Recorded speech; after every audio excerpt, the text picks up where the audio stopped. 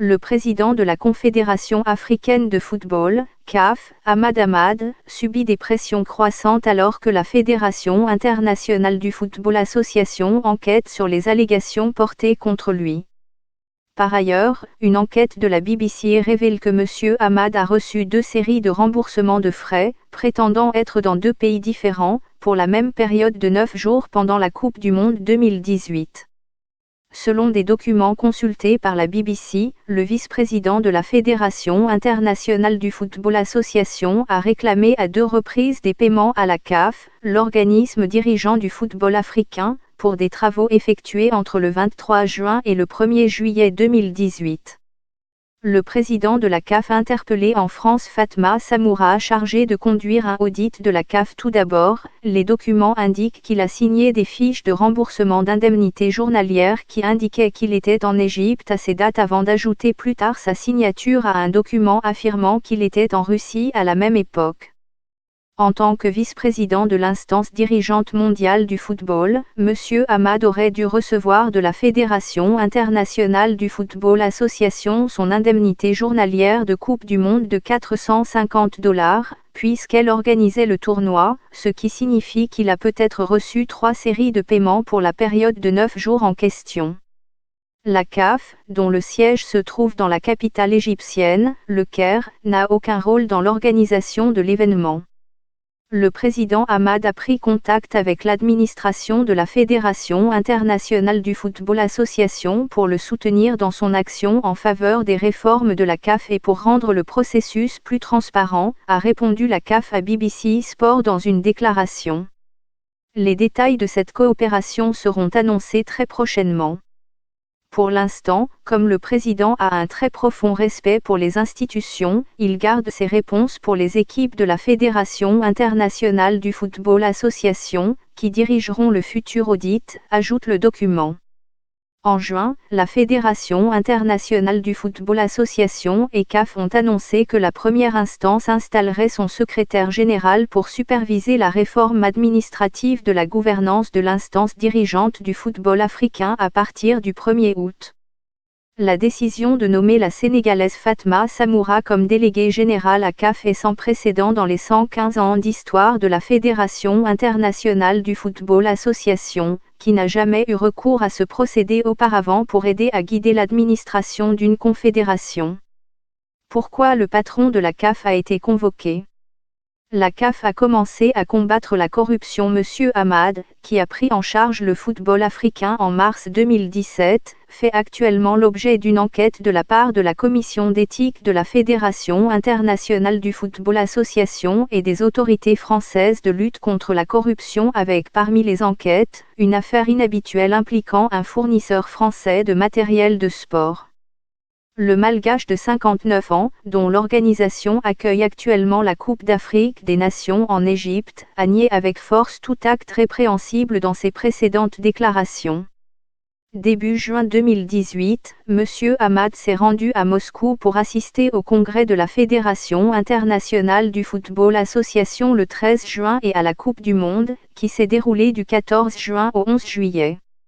Des documents consultés par la BBC indiquent que M. Ahmad s'est envolé de la Russie pour l'Égypte le 23 juin pour un séjour de 4 jours avant de retourner à Moscou après un escale à Madagascar entre le 27 juin et le 1er juillet. Néanmoins, les documents suggèrent que, le 28 septembre de l'année dernière, M. Ahmad a recueilli $18 450 auprès de CAF pour un séjour de 41 jours en Russie entre le 7 juin et le 17 juillet. On peut voir sa signature au bas d'une page détaillant les dépenses, qui figuraient sous la rubrique Mission, Coupe du Monde Russie 2018. 3 semaines plus tôt, le 9 septembre, M. Ahmad avait perçu $4 050 auprès de la CAF pour une période de 9 jours, entre le 23 juin et le 1er juillet, sous le titre Visite au bureau de la CAF. M. Ahmad a quitté Moscou le 23 juin pour retourner au siège de la CAF en Égypte, où il a atterri le lendemain.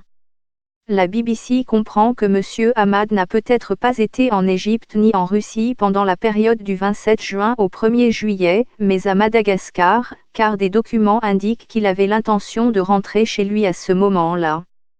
La BBC a expressément demandé à M. Hamad et à la CAF s'ils pouvaient confirmer qu'il se trouvait à Madagascar à l'époque, mais n'a reçu aucune réponse. BBC Sport a également demandé à la Fédération internationale du football association si elle avait payé M. Hamad pour la même période de 41 jours, conformément à la convention, mais n'a pas encore reçu de réponse. La Fédération internationale du football association n'a pas non plus répondu à la question de savoir si elle avait payé M. Hamad pour le travail entrepris au nom de la Fédération internationale du football association au Qatar entre le 23 et le 25 octobre 2018. CAF, le nouveau président refuse un salaire bien qu'il se soit rendu dans le pays hôte de la prochaine Coupe du Monde au nom de la Fédération internationale du football association avec des dépenses répertoriées mission Fédération internationale du football association Qatar sur un document de la CAF. Il semble que M. Hamad ait réclamé à nouveau $1 350 à la Fédération africaine de football. M. Hamad n'a pas non plus répondu à la question dans sa déclaration, bien que la BBC l'ait expressément posée. Peu après avoir pris la direction de CAF en mars 2017, M. Hamad a déclaré à la BBC qu'il n'accepterait pas de salaire de la CAF pour la simple raison qu'elle ne respecte pas la bonne administration.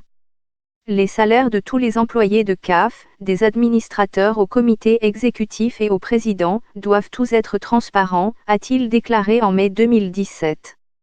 La BBC peut révéler que 2 mois plus tard, M. Hamad a accepté de recevoir un salaire mensuel de $40 000, soit environ $480 000 par an, avec une prime annuelle de $80 000 bien que ce chiffre ait pu être déterminé par les membres du comité exécutif sans son intervention. M. Hamad n'a pas rejeté le salaire ni ne l'a rendu public une fois de plus. Aucune réponse n'a été donnée lorsqu'une question sur ce sujet spécifique a été posée à M. Hamad et à la CAF. Ironiquement, l'homme que M. Hamad a remplacé, Issa Hayatou, n'a pas touché de salaire pendant la majeure partie de son règne de 29 ans. Le Camerounais, qui dirigeait la CAF d'une main de fer, prit le pouvoir en 1988, mais n'accepta qu'un salaire, équivalent à $30 000 par mois, en juillet 2016, soit 8 mois seulement avant la fin de son règne qui dura des décennies. Il avait toutefois reçu une indemnité de représentation, qui s'élevait à $90 000 par année au moment où il a quitté ses fonctions. M. Hamad, qui a pris la direction de CAF en mars 2017, a encore 2 ans avant la fin de son mandat de 4 ans.